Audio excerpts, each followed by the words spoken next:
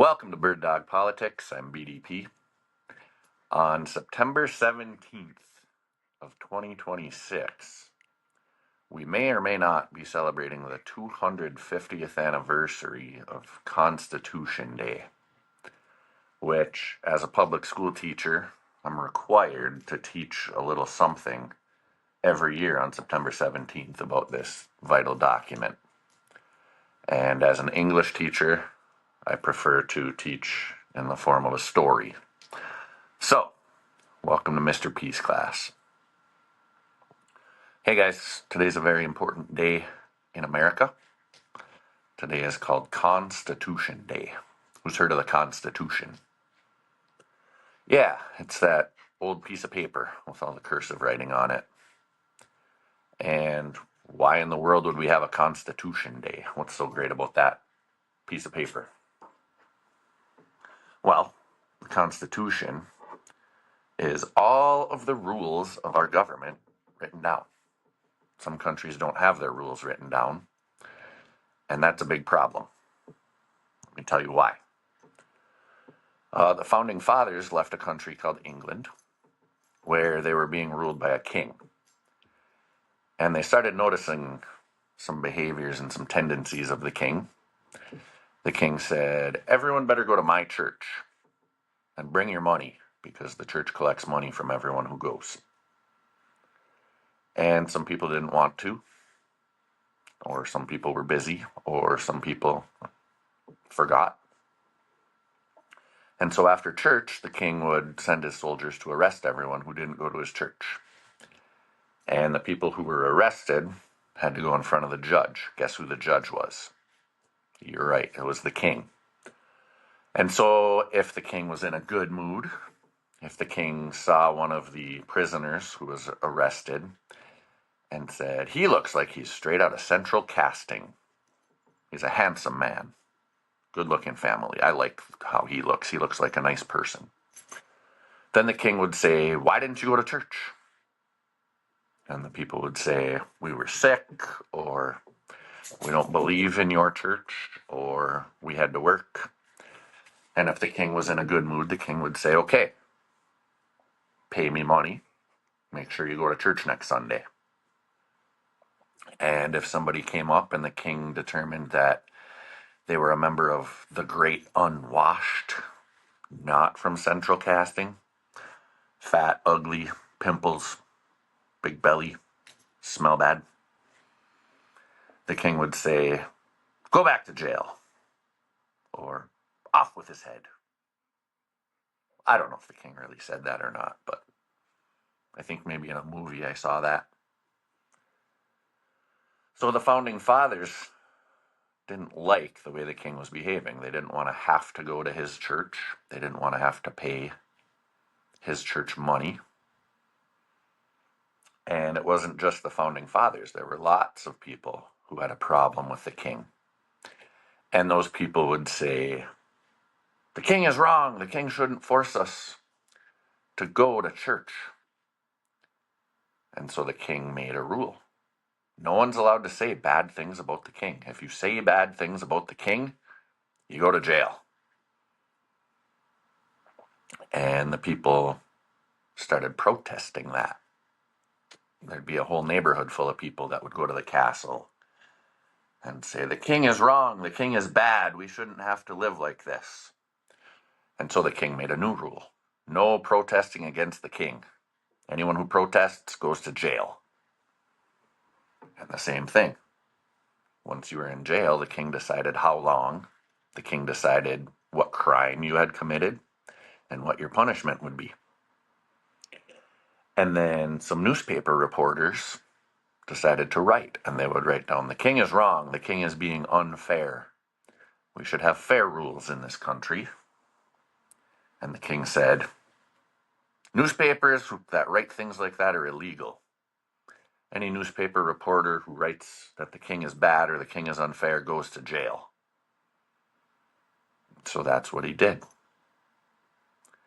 As a result of that, the founding fathers came to America and they wrote a constitution. And the Constitution included a Bill of Rights.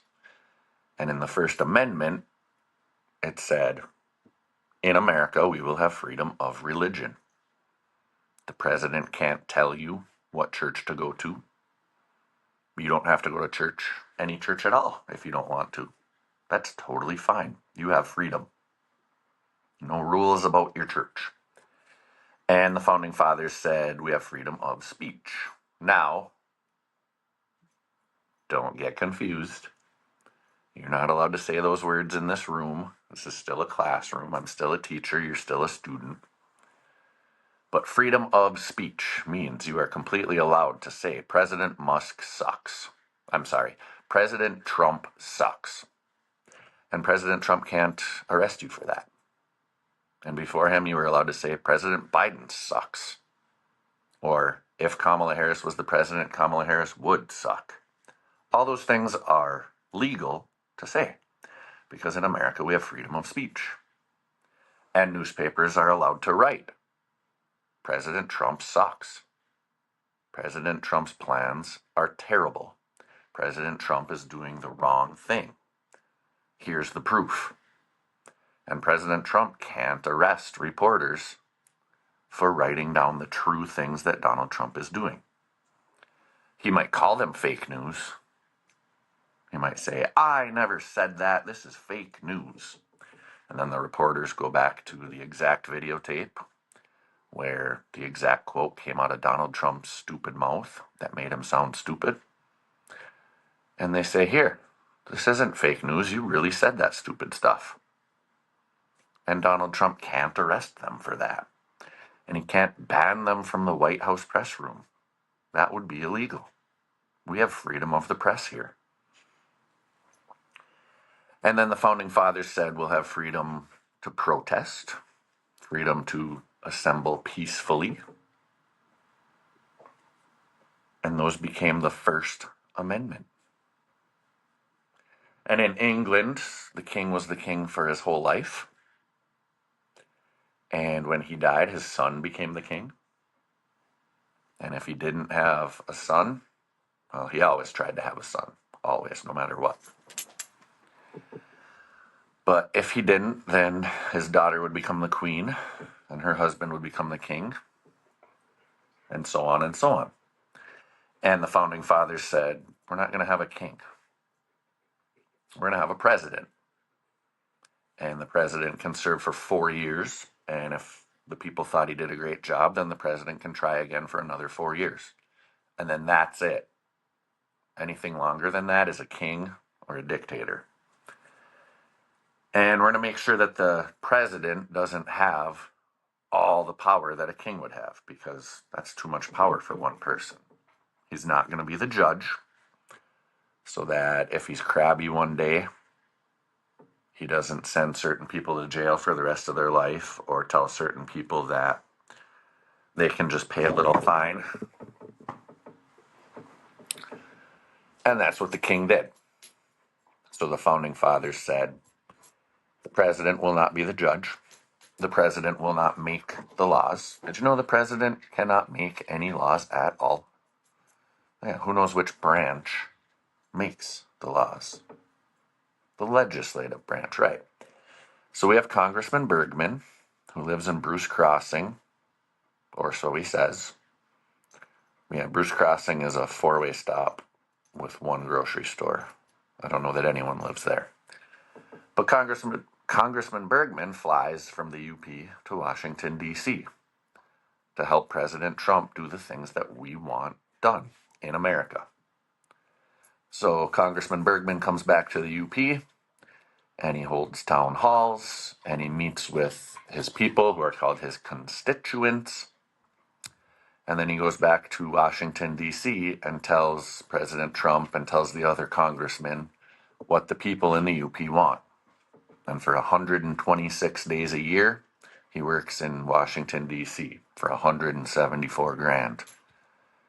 And the best health insurance in this country, not available to the rest of us.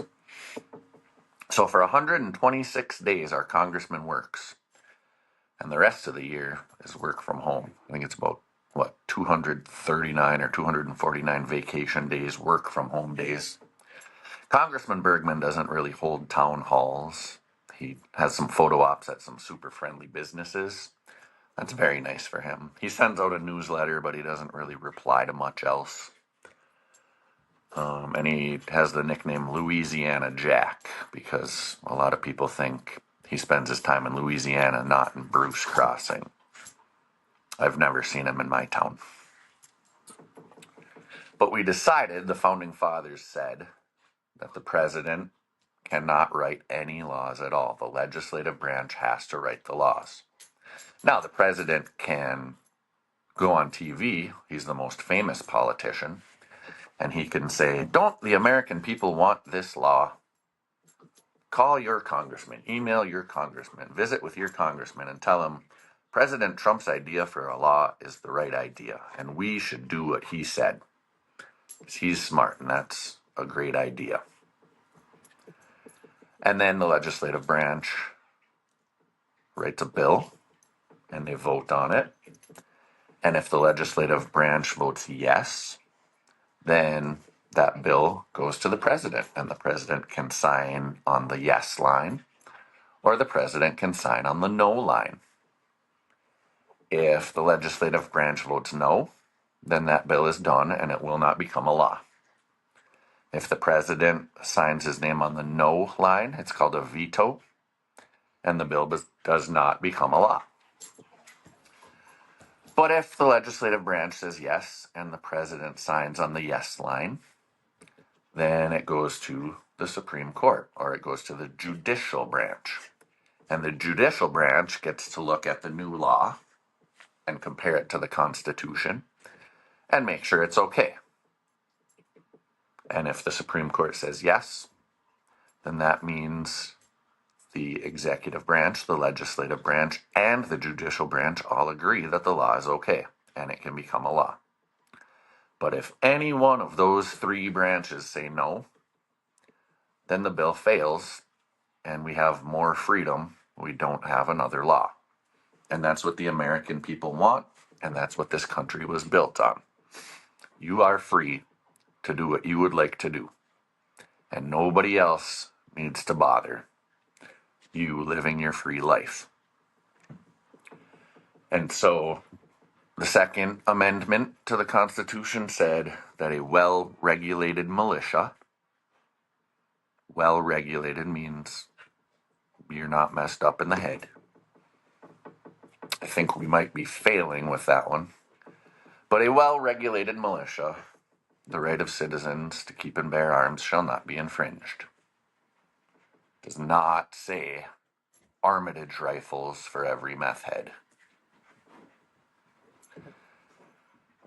I was 18 on September 11th, and I refused to serve. I saw Pat Tillman leave his Pro Bowl, All-Pro NFL career to go serve. I didn't. And I don't regret that, but I'm also not proud of it. But I also know, based on that life experience, I don't need an Armitage. And the meth heads in town don't need an Armitage. My buddy, the second lieutenant in the Army National Guard, the award-winning educator, he should have an AR. That's fine with me. He could be a good guy with a gun. But some of these guys out here are not well regulated. And why we can't have a discussion on that is pretty disgusting. But Kyle Rittenhouse said that President Trump is soft on the Second Amendment. So I thought maybe the president was going to lose some Second Amendment voters. And President Trump said abortion is a state's right, so I thought he was going to lose some pro-life voters. But to my surprise, he did the nearly impossible and won the election. So now he's in his second term and he's not allowed to run again. We're not having a king. And if one of his kids wants to run, well, let's hope not. But President Trump also said that J.D. Vance is not the next leader of the movement. But if the cholesterol king passes, if the Big Macs do him in, And I'm afraid we have President Vance and his advisors, Elon Musk, Peter Thiel, Mike Johnson.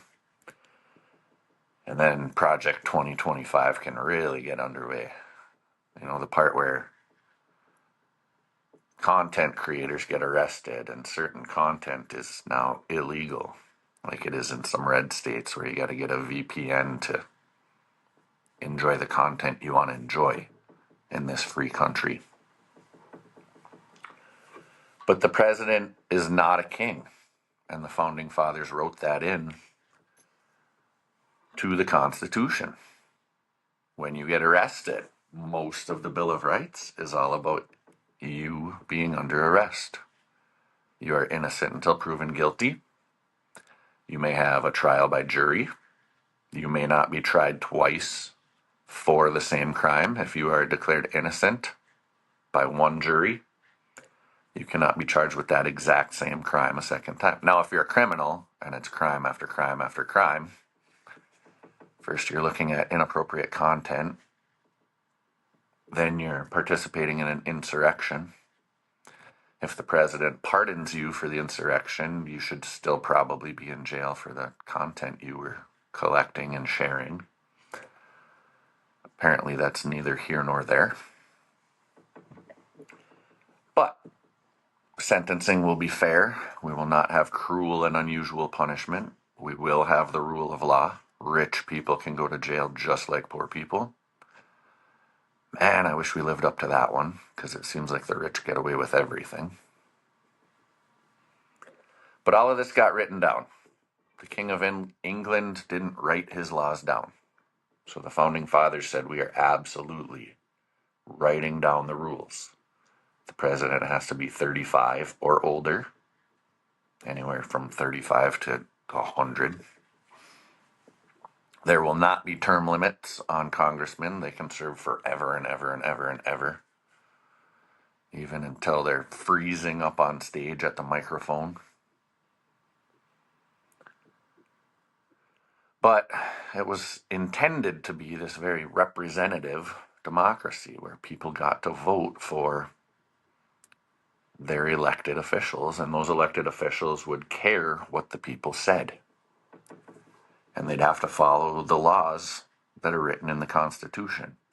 So anybody who says we should terminate the Constitution, we should suspend the Constitution, any person who talks like that is really threatening the America that we know, and is trying to change this entire country. And we need to be very, very worried about that, because then I won't know what to teach on Constitution Day. Are there separate laws for rich people compared to poor people? Does every American get to vote for their president? Or do only some people get to vote? The right people, the good people. How do we figure out who the right people and the good people are? They used to say you have to take a test. Back right after slavery, they had things called Jim Crow laws and poll taxes. And so they said, well, yes, all Americans are free. So all Americans have the right to vote and freedom of speech and freedom of religion, all those things in the Constitution. And people are allowed to vote. But black people have to take a test, because we got to be sure they're smart enough to know what they're voting for. And so if you had been a slave all your life, you had never gone to school, you had never learned to read. There was a literacy test, and if you failed the test, you were not allowed to vote. So only educated, usually meaning rich, smart, white men were allowed to vote. And then they created something called the poll tax. And say in today's time, maybe it's $20. If you want to vote, you need to bring $20. And so for people who thought voting was really, really, really important, they would save up that $20, make sure they had it on election day. For slaves who had never made money in their life and were now free, but making 5 cents a day, 10 cents a day, or getting paid and then they still had to live at the same place as always, and then they had to pay rent where they were living to their former slave owner. He said, yeah, you can still work here and I'll still pay you. But then you need to pay me rent for living here, or you can get out. It was nice that the slaves were freed, but it didn't make everything immediately better. It was still very, very hard to be a freed slave. And that was okay with white people. That was just fine. White women weren't allowed to vote either. They wanted voting to be done by rich white men. And in some ways, that's never really changed. There are still some rich white men who want it that way. I'd be just fine with the literacy test. I am a college graduate, a Mensa certified genius, a political junkie.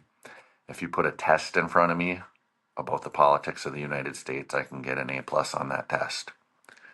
And some of my neighbors voted really stupidly on November 5th.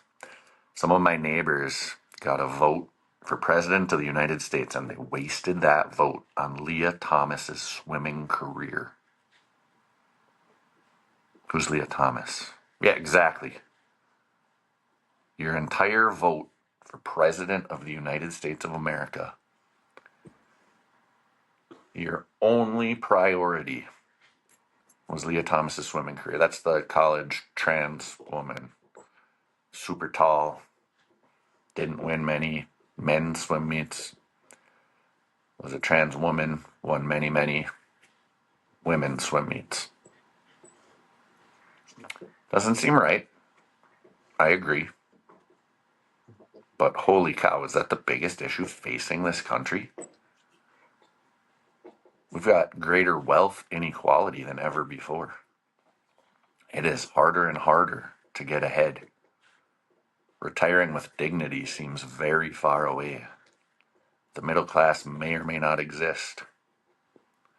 Why in the hell would I waste my vote on some gold medals that some college swim girls are trying to win? I don't care about their little gold medals. Of course, Leah Thomas should be in a different race than biological women. Problem solved. President Trump already took care of that. The NCAA said, yes, we're going to follow this executive order. Fewer than 10 women are now excluded from winning gold medals. Fewer than 10 women have an easier chance, a better chance at winning a gold medal in their little swim meet, because this was a top issue. Never mind the price of eggs. Never mind that Republicans keep cutting taxes for the rich, and Democrats never raise taxes on the rich. And so we sit here and say, why is everything going wrong? This country is headed in the wrong direction. Well, I'm 42 years old. Here's what I know. When I was born, Ronald Reagan was the president. And before him, the top tax rate was 70% or 80% or 91%. After Reagan's VP, George H.W. Bush, who got one term, the top tax rate went from above 70% to below 30%. And Bill Clinton managed to, despite only collecting, 28% or something like that in tax revenue, he balanced the budget. The first and only time in American history a president balanced the budget. And did it without tax revenue. He could have collected so much more. But then George W. Bush became president. He said, holy shit, we have this balanced budget. That's no good. Let's cut taxes for the rich. And that caused the Great Recession. Banks offered mortgages to families who had no actual way of meeting their mortgage obligations. And so a lot of people defaulted. But the banks had this investing side, this gambling side, where they were betting that the mortgages would go under. And it's been a long time. I can't remember the exact ins and outs of that. But it is what happened. The banks were betting on the failure of mortgages. And then they said, holy shit, we're $2 trillion in the hole because all these mortgage customers aren't paying their mortgages. We need a bailout. We are too big to fail. And the government said, yeah, you are too big to fail. Handed them $2 trillion in taxpayer handouts. And I would have thought that $2 trillion worth of mortgage payments would have come off the books since the taxpayers had fronted that $2 trillion. But I was wrong. After the banks got the $2 trillion in taxpayer handouts, they kept people on the hook for those bad mortgages that they suckered them into signing. And then Obama came in and did not raise taxes on the rich. And Trump came in and cut taxes on the rich. Biden came in and didn't raise taxes on the rich. And now Donald Trump is proposing $4.5 trillion in tax cuts for the rich. When you say this country is headed in the wrong direction, that's the direction it's headed. The rich pay for nothing anymore. That was Ronald Reagan's lasting legacy. Cut taxes for the rich. We call it trickle-down economics. The rich will be so tired of being rich, they'll say, oh, this is too much money. I don't want so much money. I should give it away to nice people, to people from central casting. Hold your breath and wait for a billionaire to come hand you a check for $1 million. Because a billionaire can do that really, really easily. Hand out $1 million to someone. Elon Musk just did it to someone who promised to vote for Trump. Also highly illegal. But this theory that trickle-down economics, if the rich got so rich that they were tired of being rich, they'd just hand their money out. False. And pretty fucking ignorant. Although a lot of us can kind of relate. If I won the lottery, I'd take care of my people. And a lot of my boys are the same way. If I win the lottery, you're hooked up, buddy. Thanks, buddy. So it makes a lot of sense. At some point, you got to be sick of watching a number on a computer screen go up and up and up. My son plays Fortnite constantly. Dad, I'm at level 69. Why is that number funny, son? I don't know. Keep it that way. Dad, I'm at level 70. Okay, buddy. Dad, I'm at level 71. Okay, buddy. That's cute. Your number on the screen goes higher and higher. You level up in Fortnite. Elon Musk has $400 billion on a computer screen that says Elon's worth this. And Elon's goal is to make that number on that computer screen be $1 trillion. So he sleeps in this tiny home, or he sleeps in Washington, D.C., wherever Donald Trump puts him up. Because Donald Trump really wants to be approved by Elon Musk. The actual richest man in the world is quite a hero to the fake billionaire. And so Elon Musk is going through all these different departments while he's CEO of 3 different companies. How part-time of a job is CEO that you can be CEO of 3 companies and spend all your time breaking into government buildings saying the opposing team isn't on the field on weekends? Why is the United States the opposing team? These guys that get government jobs up here in the Northwoods, whenever the courthouse needs a secretary, everyone in town applies. When the health department needs a secretary, everyone in town applies. And we all know whoever gets it is pretty lucky. They're not going to get paid well, but they have very regular hours. They get all the holidays, and they get insurance. And in real America, there's something to be said for that. Because I got a lot of guys who don't have their own insurance. So to sit here and say we're firing all these people who went into public service instead of chasing corporate bucks is ridiculous. Un-American. Elon Musk was not elected. Why isn't he in handcuffs yet? Who's going to be the leader? Someone should be ashamed of themselves. Somebody knows that they are able to do the right thing. So far, nobody. So I'm up here in the Northwoods, watching the snow come down, waiting for someone with power to do the right thing and pleading as a straight, white Christian man. This is not what any of us voted for. Even the ones who voted for Leah Thomas's swimming career did not vote for an unelected billionaire wannabe trillionaire to go through our data, help himself, trespass on every government building. Wait a minute, those are public buildings. There's pretty tough to trespass on a public property. That's the nice thing about public property. Why is Donald Trump going to sell off half of our national parks, half of our national forests? Who's the highest bidder going to be? Russia? Big oil? I'm not a fan of this plan. I love going camping at Spectacle Lake National Campground. Is that going to be for sale? No thanks.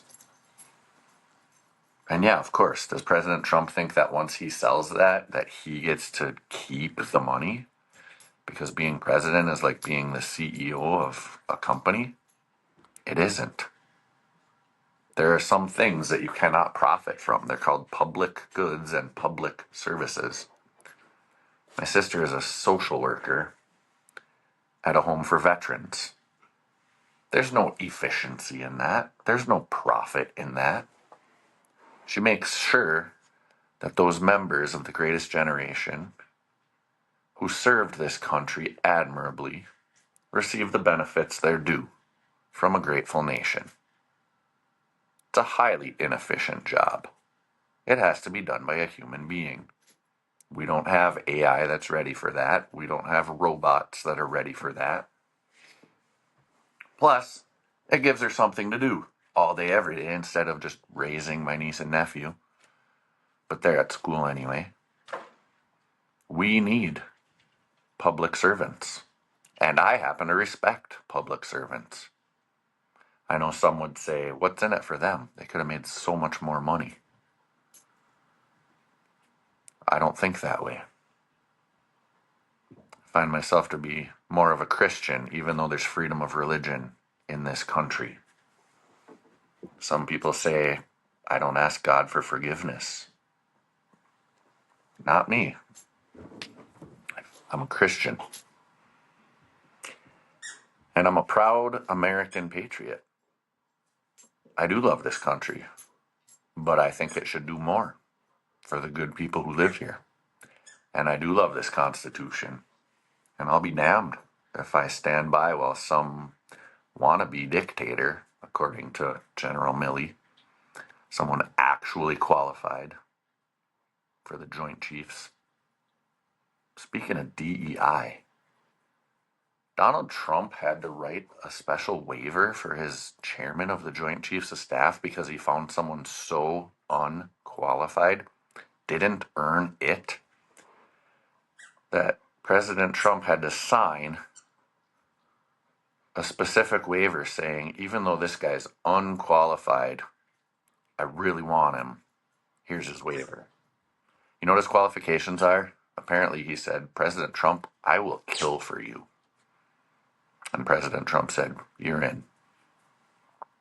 Well, we should have known because he said Hitler had really great generals.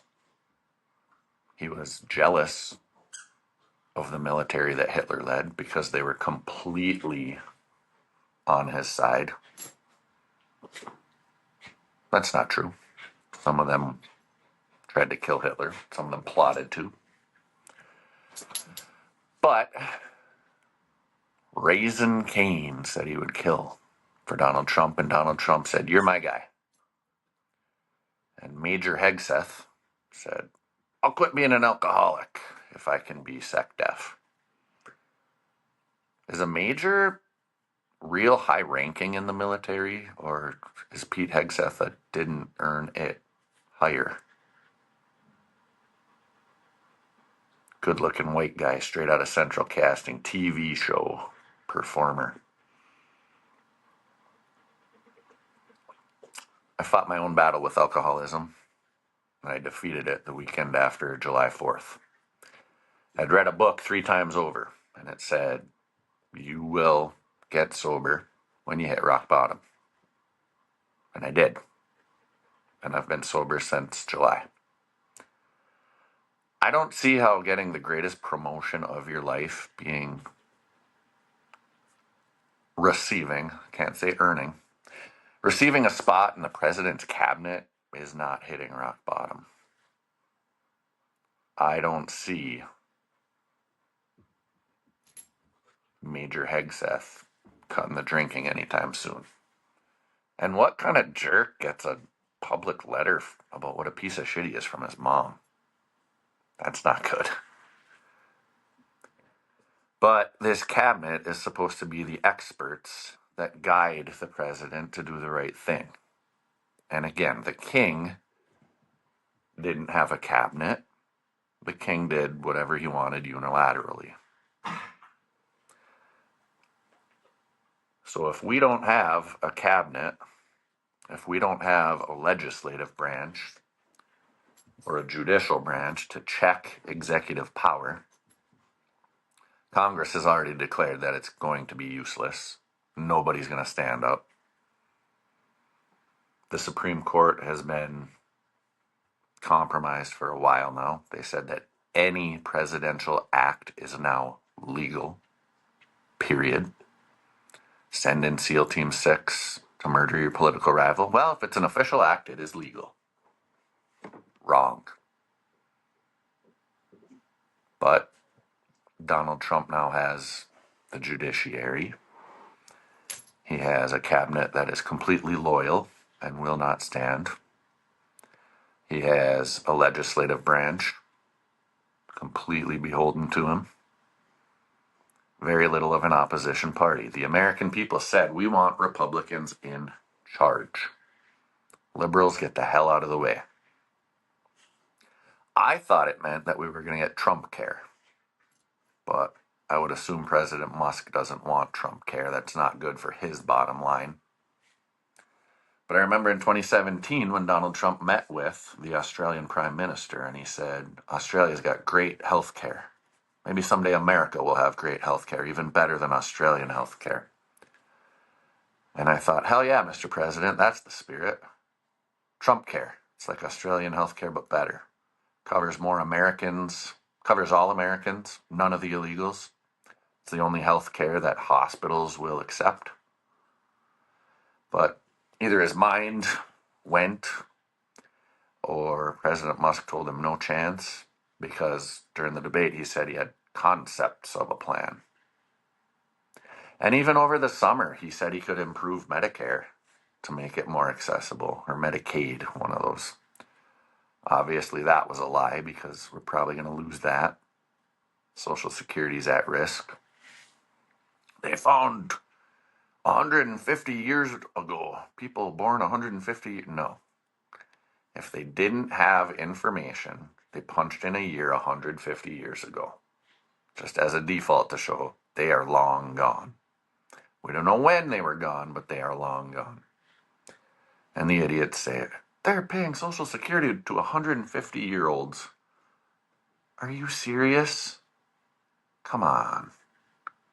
I know we keep saying that kids these days have low test scores, but the adults aren't really blowing me away either. There's a cave system where babies' blood is getting drinked. No, there isn't. Is there a deep state? Yeah, it's a bunch of rich white guys putting loopholes into every law so that they can get ahead. And the rest of us don't know the loopholes, aren't well connected enough. The deep state is Clarence Thomas going on yacht rides with guys who have cases before the Supreme Court. The deep state is Clarence Thomas sitting in the luxury suite at college football games, having the little cheerleaders bring him fruity drinks. It's Clarence Thomas saying, gay marriage is on the chopping block, but not interracial marriage. I like my white wife. Interracial marriage is good for me. Gay marriage isn't good for me, so let's get rid of it. And so, if we make it to 2026, the 250th anniversary of the Constitution in this country where Americans can vote freely, fairly, in districts that are not gerrymandered, with plenty of polling places, where student IDs count just as well as concealed carry IDs, where armitages don't go to meth heads, but do go to our veterans, where Americans can retire with dignity after 30 years of work. My grandpa got to. He was a snowbird in Arizona. He was an Air Force electrician. Then he went into corporate and made enough money and lived in a country pre-Reagan where retiring with dignity was still an option. And even my stepdad is 15 years older than me. He was just able to retire as a school psychologist. Bought a camper, takes my mom on road trips all over the United States. I don't know if I see that for me at all. The tax cuts for the rich that have been happening from every Republican president since Reagan hasn't trickled down. They said that a rising tide would lift all ships. But I don't have a yacht. I don't even have a fishing boat with a trolling motor. If the tide's going to rise, I'm at risk of drowning. So you can call me a socialist, you can call me a liberal, you can call me whatever you want. I call myself a Christian and a good neighbor and a proud American. And I think this country can do better for more of its citizens. And I think that if you can't win an election by having the kind of ideas that most people would vote for, then you should be ashamed of yourself and not proud of your corruption. You shouldn't need to gerrymander districts. You shouldn't need to restrict access to the ballot box. If a socialist idea is the winning idea, then someone put out the socialist idea and win the damn election. And if it isn't right, then why doesn't Congressman Bergman hold some town halls and ask us what we want? Why does he only work 126 days for 174 grand in Washington, D.C., where there are 50 lobbyists or more? That might be an old number, but at one point I knew there were 50 lobbyists per congressman. I'm sure that number's higher. We believe that this country is a democracy, and we believe that the best ideas should win. This shirt that I'm wearing says ranked choice voting. I don't care if it's a red hat or a blue hat that's in charge. I care that the most American people voted for the ideas that are leading. And I didn't vote for Elon Musk to fire a bunch of people because President Trump wants to suck up to an actual billionaire.